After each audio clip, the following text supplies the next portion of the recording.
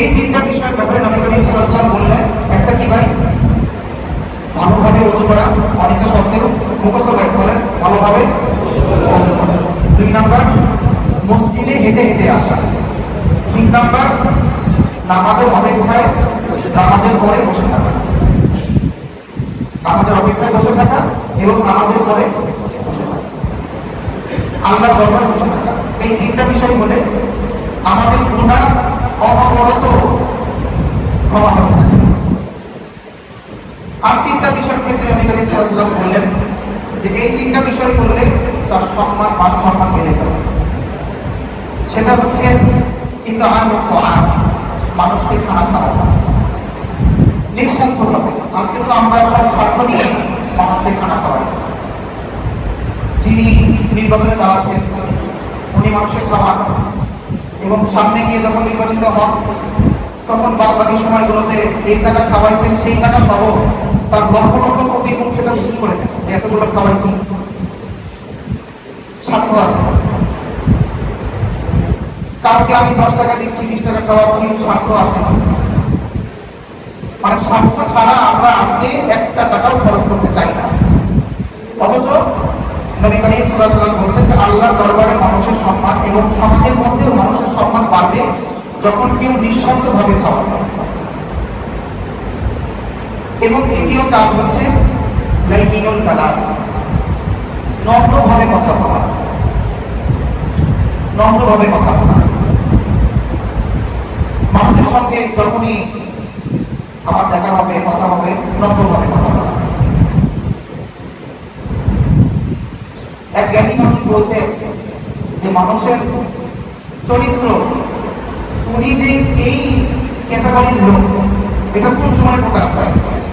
এটা প্রকাশ পায় হচ্ছে তার যখন প্রচন্ড রাগ ওঠে, রাগ ওঠার পরে তিনি যেই তার যে উপস্থাপনা হয়, কথাবার্তার যে সিস্টেমটা হয়, এটা হলো ওই ব্যক্তির আসল ক্যারেক্টার। বাকি সময় নাটক করে, বুঝলেন নাই? মনে করেন আমার খুব রাগ উঠছে, আমি আপনাকে সব দিলাম, গালি দিলাম। ওই গালিটা হচ্ছে আমার কি আসল ক্যারেক্টার, ওটাই আমার আসল চরিত্র। বাকি সময় আমি এখন কি করছি? নাটক করছি, ইমামের নাটক করছি, আমি বাকি করে জুব্বা করে নাটক করছি। আর যদি আমার এরকম হয় যে আমি রাগ করার পরে আমার প্রচন্ড রাগ উঠছে, রাগ করার পরেও আমি আপনার সঙ্গে ঠিক এইভাবেই কথা বলছি, তাহলে আমার ক্যারেক্টার হবে। আর নবী করিম সাল্লাল্লাহু আলাইহি ওয়াসাল্লাম এটাই বলছেন যে তুমি তোমার রাগের সময় নম্রভাবে কথা বলো। আনাস বিন মালিক রাদিয়াল্লাহু তাআলা আনহু, নবী করিম সাল্লাল্লাহু আলাইহি ওয়াসাল্লামের 10 বছর উনি খেদমত করেছেন, সেবা করেছেন। 10টা বছর তিনি বলেন যে আমি 10 বছর নবী করিম সাল্লাল্লাহু, আমার কথা বুঝতে পারছেন না ভাই? 10 বছর আমি খেদমত করেছি, কোন সময় নবী করিম সাল্লাল্লাহু আলাইহি ওয়াসাল্লাম রাগ করেছেন, আমি বুঝতে পারছি উনি রাগ করেছেন, কিন্তু আমাকে যে বিষয়ে রাগ করা হয়েছে ওই বিষয়ের প্রতি কোনো সময় আমাকে তিনি ধিক্কার দেন, তুমি এটা কেন করলে, এটা কেন করলে, এটা ভাঙলো কেন। এই জন্য আমাদের চরিত্রটা এই জায়গায় নিয়ে আসা উচিত যে রাগের সময়ও আমাদের নম্রভাবে কথা বলি। আমরা আজকে মহাত্মা গান্ধীর কথা বলি, আমরা আজকে মাদার তেরেসার কথা বলি, নবীর কথা আমাদের এটা খেয়াল করি না যে আমাদের এটা আলোচনাই নাই। অথচ মাদার তেরেসার বিনা হিসেবে জাহান্নামী, যে ব্যক্তি তাকে জাহান্নামী মনে করবে না তার ইমান ভঙ্গ হয়ে যাবে। আজকে এই বিষয়ে কথা বলবো, ওই বিষয়ের দিকে যাচ্ছি। বিনা হিসেবে জাহান্নামী, মহাত্মা গান্ধী বিনা হিসেবে জাহান্নামী। যে ব্যক্তি তাকে জাহান্নামী মনে করবেন না সে ব্যক্তির ইমান ভঙ্গ হয়ে যাবে। এখন যদি কারো মনে থাকে হুজুর আমি ইমান ভঙ্গ হোক তাও বলবো, তাহলে আর বসে যাবেন, থাকেন না, আপনি যান, আপনার নামাজ পড়া দরকার নেই। এত কষ্ট করে কেন আসছি? আমরা এখানে আসছি আল্লাহর জান্নাত অনেক বড়, অনেক বড় আল্লাহর জান্নাত। আমরা একসঙ্গে জান্নাতে থাকতে চাই। আর জান্নাতে যাওয়ার জন্য পূর্ব শর্তই হচ্ছে ঈমান। সেই ঈমানটা আমরা আনতে চাই। ঈমান ভঙ্গ হয়ে যাবে সেই কোনো বিষয় আমরা আমি ঈমান ভঙ্গ নিয়ে থাকবো, তাহলে এগুলো আসার দরকারটাই। যাই। আমাদের তো এখন এমন অবস্থা হয়ে গেছে যে আমরা শুধু খালি টাস্ক পূরণ করি, জুমার দিন মসজিদে যেতে হয় তাই যাচ্ছি। মসজিদে যাওয়া লাগে, না গেলে মানুষ কি বলবে, এই জন্য যাচ্ছি। যদি এখন কোনো একটা রিজন পাওয়া যায় যে না যাওয়া লাগে, তাহলে আর আমরা যাই। করোনার সময় সবাইকে বোঝা গেছে যে কে কত বড় ইমানদার। এখন তো করোনা নাই, এজন্য বলছি যারা আমরা করোনার সময় মসজিদে আসি নাই, তওবা না করলে আমলনামার মধ্যে লেখা থাকবে যে আমি মুনাফিক। যে ব্যক্তি 3 জুমা ইচ্ছাকৃতভাবে কোনো ওজন ছাড়া, আমি বাজারে গেছি, আমি সব জায়গায় গেছি, মার্কেটে গেছি, মার্কেট করতে পারছি, কিন্তু জুমার সময় আমার অসুবিধা হয়, এগুলো ফালতু আলাম। তাইলে নিজের মুনাফিকের পরিচয়টা আপনারা একটা না দিলে ভালো হবে। মার্কেটে গেছি, বাজারে গেছি, সব জায়গায় যেতে পারছি, বাসার নিচে বের হতে পারছি, রাস্তায় আমরা হাঁটতে পারছি, আনমমি লেগে যেতে পারছি, কিন্তু মসজিদে আমরা আসতে পারি না জুমার সময়। হাদিসে স্পষ্ট হাদিস, যে ব্যক্তি 3 জুমা পরপর 3 জুমার কোনো ওজর ছাড়া জুমার নামাজ বাদ দেয়, তারা আমলনামায় লেখা হয়ে যায় যে মুনাফিক। তওবা না করা পর্যন্ত এই মুনাফিকের সার্টিফিকেট কাটা হয় না। তো যারা এখনো আমরা এরকম ছিলাম, আল্লাহ কাছে তওবা করি যে আল্লাহ ভুল হয়ে গেছে। তো করোনার সময় বোঝা গেছে যারা বেশি হুজুর, আসলে আপনারা তো আসলে এগুলো যে কি বলেন, আপনাদের কথা কিছু বুঝতে পারি না, বিশাল বড় বিজ্ঞানী হয়ে গেছে। এই জন্য একটু কারণ পাওয়া গেছে, এমনিতেই নাচে না বলি, আবার কি বলেন পারি যে আর করো না, করে নেন, খাইতে হবে, করেন না। এই জন্য জুমার দিন মসজিদে যাবো না, আল্লাহর কাছে আমার ক্ষমা চাই। এই জন্য আমি বলছিলাম যে আমাদের শুধু টাস্ক পূরণ করতে হয়, বয়ান শুনতে হয়, তাই বয়ান শুনছি। ইমাম সাহেব এরকম ভবনের বয়ান করতে হবে, তাই বয়ান করছি। এভাবেই আমাদের সিস্টেমেটিক্যালি সার্কেলটা হয়ে গেছে। ইমাম সাহেবের বয়ান করতে হয়, খতিব সাহেবের বয়ান করতে হয়, এই জন্য উনি বয়ান করেন। খতিব সাহেবের একটু মানে এমন বিষয়ে বয়ান করতে হবে, মুসলিম তা হুজুর সেই বয়ান একটা করছেন আপনি। এই জন্যই খতিব সাহেব ইমাম সাহেব বয়ান করেন যে মুসল্লিরা কোন বিষয়ে সন্তুষ্ট, আমি আজকে সেই বিষয়ে বয়ানটা দিব। আমরাও শুনি যে হুজুর দেখি তো কি বয়ান করে, যদি একটা ভুল বয়ান করছে, এই যে আমাদের অবস্থা। এখান থেকে ভাই বের হতে হবে। এখান থেকে বের না হওয়ার পর্যন্ত আমরা পরিপূর্ণ মুমিন হতে পারবো না। মাপ চাচ্ছি কতগুলো বলার জন্য, কিন্তু না বলতে পারছি না। আমাদের এমন একটা অবস্থা, আমাদের সামাজিক অবস্থা হয়ে গেছে, এবং এই সার্কেলের মধ্যে আমি নিজেও আছি। এমন না যে বৃত্তের বাহিরে আমি একদম মানে আব্দুল কাদের জিলানীর নাতি হয়ে গেছি, আমি অমুক পরিবারের সন্তান, আমি একদম এই ভুল থেকে, আমার কি অপরাধ বলেন তো, আমার দোষটা কি, আমি কেন এটা করবো, এরকম দোষ আমার না। আমিও সেই দোষের মধ্যে আছি, কথা বুঝতে পারছেন? এখান থেকে বের হতে হবে। টাস্কের মধ্যে একটা হোমওয়ার্ক করার মতো সব কিছু করা, এই বিষয় থেকে বের হতে হবে। আমাদের যেই সিস্টেমেটিক্যালি যে বিষয়গুলো আছে, সিস্টেমটাই পচে গেছে, একদম সিস্টেমটাই পচে গেছে। যতদিন পর্যন্ত না আমরা ইসলামের রঙে রঙিন করছি, ততদিন পর্যন্ত এইভাবে চলবে না, শান্তি জীবনে বাঁচবে না। 3 নম্বর বিষয় হচ্ছে রাতের আধারে যখন সবাই ঘুমাবে তখন নামাজ পড়া। তাহলে 6টা বিষয় নিয়ে নবী করিম সাল্লাল্লাহু আলাইহি ওয়াসাল্লাম বলেছেন। একটা বিষয় কি, যেটা গুনাহ না হয়, অনিচ্ছা সত্ত্বেও ওযু করা। 2 নম্বর বলেন কি ভাই, পায়ে হেঁটে মসজিদে আসা। 3 নম্বর কি, নামাজের জন্য অপেক্ষা করা, নামাজের পরেও বসে থাকা। মনে থাকবো তো ভাইয়া। আর সম্মান বাড়াবে কি, মানুষকে নিঃস্বার্থভাবে খানা করানো। এগুলো ফজিলত আছে, আমি যেটা যাচ্ছি না। জি হ্যাঁ, নম্রভাবে কথা বলা, এটারও ফজিলত, অনেক ফজিলত আছে, ওদিকে আমি যাচ্ছি না। আর 3 নম্বর বিষয় হচ্ছে রাতের আধারে যখন সবার মাথা বালিশের সঙ্গে লাগানো থাকবে, তখন আমাদের মাথাগুলো জায়নামাজের সঙ্গে লাগায়। এটা যে আমরা একবার করতে পারবো, ওই আমাদের নারায়ণগঞ্জের এই বিষয়ের মতো না, তিনি 70 রাকাত নামাজ পড়েন, ওই নামাজ না। আমার এমন নামাজ না, ঘুম থেকে উঠে আমি খালি যায় নামাজ করি, যায় নামাজ করতাম, ওজু সারা যায় নামাজ করি, এটা তো হবে না। ভালো করেই বুঝতে হবে, এগুলো মানুষকে বলানো দরকার। আমি যেগুলো করছি এগুলো মানুষকে বলানো দরকার। এগুলো মানুষকে বলে ফেললেই এটার আমলের ইয়ে নষ্ট হয়ে যায়, নূর নষ্ট হয়ে যায়। কেন এগুলো মানুষকে বলে? এগুলো একমাত্র আমি আর আল্লাহ জানে, আর কেউ জানে না। মুজাহিদ রহমাতুল্লাহি আলাইহি তিনি বড় তাফসীর কারক ছিলেন। ইবনে আব্বাস রাদিয়াল্লাহু তাআলা আনহুর ছাত্র ছিলেন। তিনি বলছেন, উনি ইমাম বুখারী রহমাতুল্লাহি আলাইহির প্রস্তাব, এটা বুখারী শরীফের একটা ঘটনা তিনি আনছেন, ইমাম বুখারী রহমাতুল্লাহি আলাইহি উল্লেখ করেছেন যে মুজাহিদ রহমাতুল্লাহি আলাইহি বলছেন যে আমি একটা দাসী কিনে আনলাম আমার ঘরের কাজ করার জন্য। আমি পারি না, আমার ক্লাস করাতে হয়, তাফসীর করতে হয়, বিভিন্ন কাজের সময় ব্যয় করতে হয়। তো আমি একটা ঘরের দাসী কিনে আনলাম যে সে ঘরের কাজগুলো করবে। তখন তো দাস প্রথা ছিল। তো সেই দাসী বলছে যে হুজুর, আপনি সারাদিন যত কাজ করেন আমাকে তত কাজ করতে বলবেন, আমি সেই কাজগুলো করতে রাজি আছি, কিন্তু রাতের বেলার যে সময়টা এটা আমাকে দিতে হবে। আমি এটা আমার জন্য শুধু আমি রাখতে চাই, আমি এই শর্তে আপনার কাছে রাখতে চাই, আর না হয় আপনি আমাদের কাছে চলে যাবেন। তখন মুজাহিদ রহমাতুল্লাহি আলাইহি বললেন, ঠিক আছে, তোমার ইচ্ছা।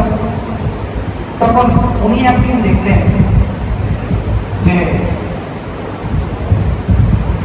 ওই দাসীর ঘর থেকে এক ধরনের আওয়াজ আসছে, কান্নাকাটি করার আওয়াজ, আল্লাহর কথা আসছে।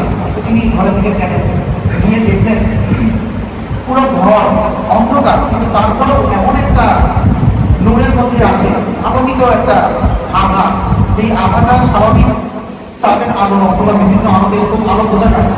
খুবই সুন্দর একটা পরিবেশ তার ঘরের মধ্যে আছে, এবং তিনি আল্লাহর সাথে, সেই দাসী আমার সাথে কথা বলছেন। এটা দেখে তিনি আশ্চর্য হয়ে বললেন, সুবহানাল্লাহ। এই আওয়াজটা তিনি ওই দাসীর কানে পড়ার সঙ্গে সঙ্গে দাসী বলছিল যে আল্লাহ, তোমার সঙ্গে আমার এতদিনের এই সম্পর্কের কথা কেউ জানতো না, আজকে আমার মনে জেনে গেছে। সুতরাং এই মনির থেকে আরেক মনির এইভাবে এইভাবে পুরো শহর আমার কথা ছড়িয়ে পড়বে। এই জন্য আমি চাই না যে আমি আর দুনিয়া দিতে চাই, তুমি আমাকে ইমামের সাথে তুলে নিবে। এই কথা বলার সঙ্গে সঙ্গে উনি শুনছেন এই কথাগুলো। তিনি বললেন যে কত কথা মানুষ বলে, উনি এটা শুনে বা শুয়ে বললেন।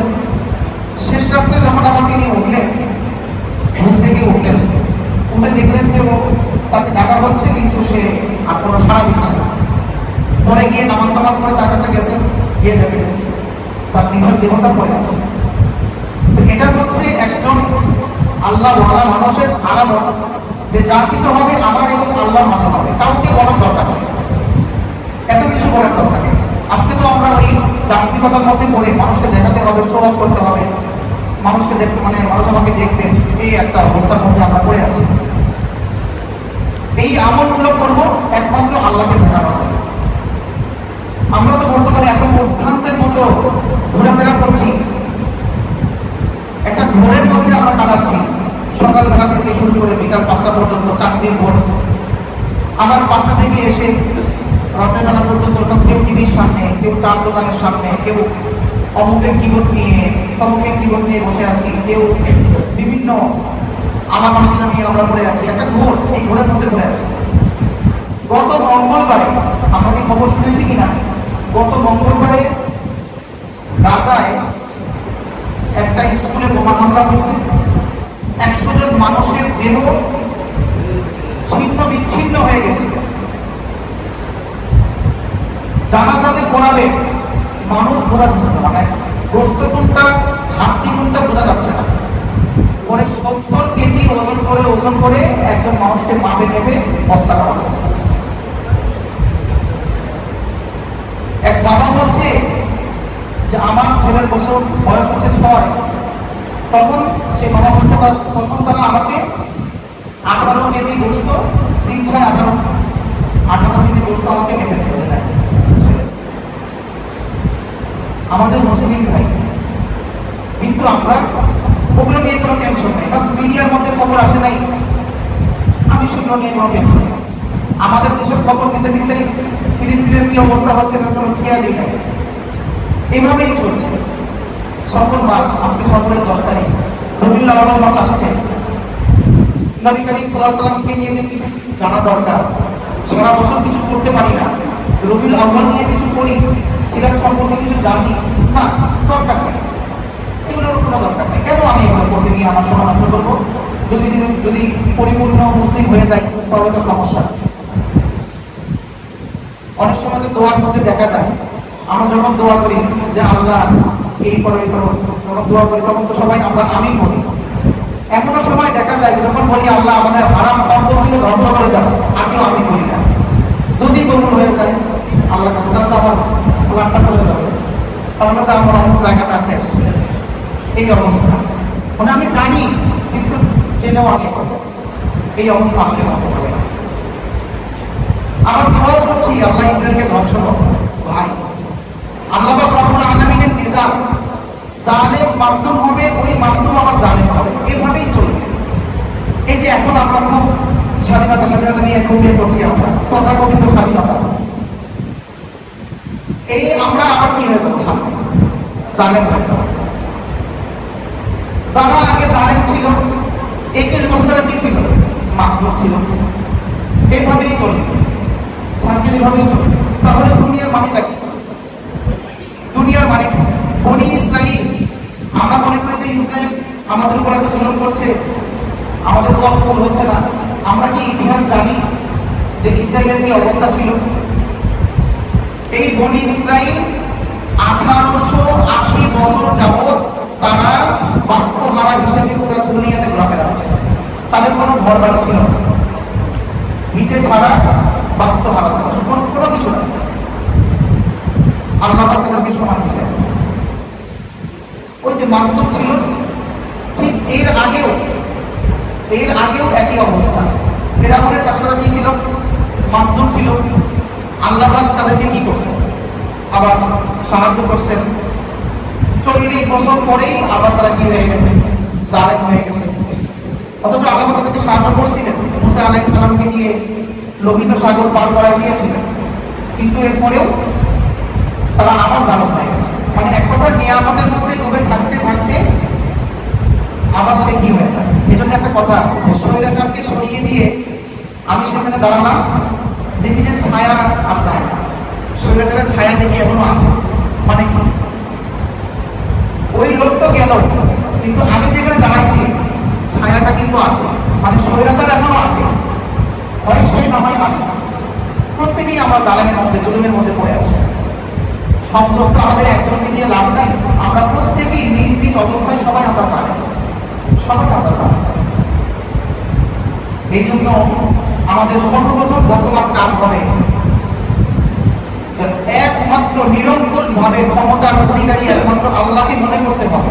শুধুমাত্র চিল্লাপাল্লা করে মসজিদের মধ্যে আমি নারায় তাকবীর বললাম, আপনার আল্লাহু আকবার বললেন, সুবহানাল্লাহ বলতে বললাম, আপনার সুবহানাল্লাহ বললেন, এগুলো নিয়ে আসলে এগুলো কোনো কমার্শিয়াল স্লোগান, এগুলোর কোনো বেল নেই, এটার কোনো সময় নেই। আপনার মন আপনার মুখ একসাথে হচ্ছে কিনা এটা দেখতে হবে। আমাদের মন এবং আমাদের মুখ একসাথে হয়েছে কিনা, যদি হয়ে যায় তাহলে আল্লাহ আমাকে আস্তে আস্তে ভালো করছে।